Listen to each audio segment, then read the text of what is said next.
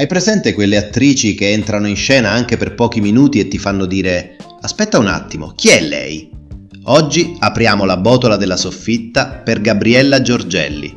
Occhi magnetici, bellezza toscana, fascino ruvido e luminoso, una presenza capace di attraversare cinema d'autore, spaghetti western, poliziotteschi e commedie maliziose. Bentornati in soffitta, amici miei.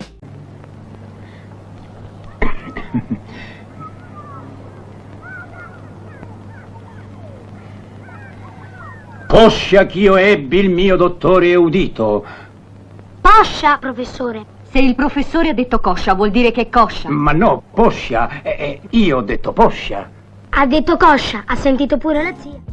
Gabriella Giorgelli, talvolta accreditata anche come Gabriella George, è una di quelle attrici che magari non avevano sempre il nome scritto gigante sul manifesto, ma quando apparivano sullo schermo, il manifesto sembrava illuminarsi da solo. Gabriella nasce il 29 luglio 1941 a Carrara, terra di marmo e caratteri forti. Prima del cinema arriva la passerella. Nel 1961 si mette in mostra a Miss Italia, arrivando tra le finaliste. L'episodio è diventato quasi leggenda. Viene esclusa perché avrebbe mentito sulla vera età. Una partenza da romanzo. Già prima del primo Chuck, Gabriella aveva una trama addosso. Hai fatto un miracolo! Finalmente ti ho sorpreso in flagrante. Questa volta Rosa Spina saprà tutto della tua infedeltà. E lei, Rosa... tu? Ma non mi fare ridere. Rosa Spina è più brutta di Ciccio. Semmai più brutta di te. Il debutto arriva nei primi anni 60 con piccole parti, ma la svolta vera arriva nel 1962 con La Comare Secca, esordio alla regia di Bernardo Bertolucci. Qui interpreta Esperia, figura intensa e sensuale, sospesa in un racconto cupo, quasi da indagine morale. Non è un ruolo da diva patinata, è cinema vivo, sporco, moderno, e Gabriella ci sta dentro con una naturalezza che colpisce. Nello stesso periodo lavora in film importanti come L'isola di Arturo, di Damiano Damiani, dove interpreta Teresa, e poi I compagni, di Mario Monicelli, nel 1963. Passa anche da I fuorilegge del matrimonio, Frenesia dell'estate e Le più belle truffe del mondo. Insomma, non entra nel cinema dalla porticina laterale, si ritrova subito tra registi pesanti. Un etto di prosciutto tagliato fino. 3 etti di prosciutto tagliato spesso, il migliore. E poi una scatola di burro made in Swiss, svizzero. E 2 etti di olive giganti. E a me una cofana di burro e 3 chili di olive mastodonti. Non capisco, perché tutte queste olive? Ringrazia tua cognata. Ah, te l'ha regalate lei? Poi, dalla seconda metà degli anni 60, la sua carriera prende la strada che qui in soffitta conosciamo e amiamo, il cinema di genere. Gabriella si muove tra western all'italiana, thriller, commedia sexy e poliziottesco. Poteva essere popolana, tentatrice, complice, vittima, donna di mondo, presenza comica o ombra inquietante. E ogni volta portava qualcosa in più, uno sguardo, una battuta, una fisicità mai anonima. Quando entrava lei, la scena diventava subito più interessante. Ma allora siete proprio quello che dicono tutti, un pistolero che si fa forte della sua rivoltella. Voi siete State a sentire. Cos'altro si può fare con un tipo come quello? Negli anni 70 la ritroviamo in titoli che raccontano benissimo il clima dell'epoca. C'è 7 orchidee macchiate di rosso, thriller diretto da Umberto Lenzi nel 1972.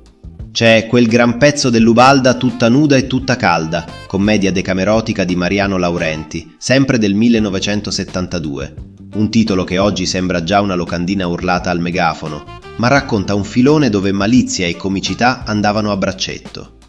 E poi arrivano La polizia è al servizio del cittadino, Il bestione, La moglie vergine e La polizia brancola nel buio. Il bello di Gabriella Giorgelli è che non la puoi chiudere in una sola etichetta.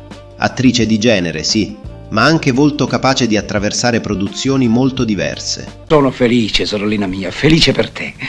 Ma ciò non toglie che quest'uomo ignaro di plastica ha tentato di tradirti. Nel 1976 è in L'Agnese va a morire di Giuliano Montaldo. Nel 1980 arriva persino Federico Fellini con La città delle donne, accanto a Marcello Mastroianni. Una partecipazione che conferma quanto Gabriella fosse una presenza riconoscibile, adatta anche a un cinema visionario. In televisione compare in titoli come Lulù, Casa Cecilia, A che punto è la notte di Nanni Loi e Anni 60. Negli anni 90 torna anche nel fantastico con MDC, Maschera di cera, horror diretto da Sergio Stivaletti e prodotto da Dario Argento e Giuseppe Colombo. Un piccolo ritorno in un territorio gotico, perfetto per una carriera che aveva già flirtato con il mistero. Ma Gabriella è stata anche immagine, icona, fotografia. Negli anni dei fotoromanzi appare anche in Sadistic, conosciuto pure come Killing, uno di quei fenomeni nerissimi e pop che facevano tremare le edicole e brillare gli occhi ai collezionisti. Tra cinema di genere e fotoromanzi si costruiva un immaginario potente, fatto di sguardi, pose, ombre e promesse. Gabriella ci stava benissimo, elegante quando serviva, provocante quanto bastava, sempre con quell'aria da donna che sembra sapere qualcosa che noi non sappiamo. La sua filmografia supera i 70 titoli e racconta mezzo secolo di spettacolo italiano. Non è stata soltanto una bellezza da ricordare, è stata una professionista capace di cambiare tono, genere e registro, lasciando una traccia personale. Gabriella rappresenta quelle attrici che hanno dato corpo, volto e temperatura al cinema popolare italiano, non sempre celebrate quanto meritavano, ma fondamentali per creare quell'atmosfera fatta di mistero, ironia, sensualità e artigianato cinematografico. Se anche voi amate queste figure affascinanti, un po' dive e un po' segreti da riscoprire, lasciate un like, iscrivetevi alla Soffitta e scrivetemi nei commenti quale attrice vorreste nella prossima puntata. Magari una regina del poliziottesco, una musa dei fotoromanzi o un volto dimenticato che merita di tornare sotto la luce. Alla prossima, soffittari!